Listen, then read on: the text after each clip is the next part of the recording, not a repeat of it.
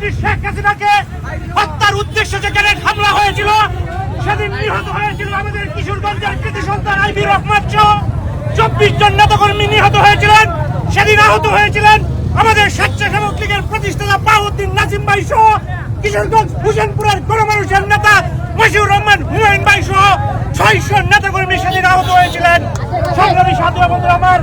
আজকের এই গ্রেনেড হামলার প্রতিবাদে কিশোরগঞ্জ জেলা স্বেচ্ছাসেবক লীগের উদ্যোগে কেন্দ্রীয় সভাপতি কাজী মেজবুল সাচ্চু ভাই এবং আফজালুর রহমান বাবু ভাইয়ের নির্দেশে আজকের এই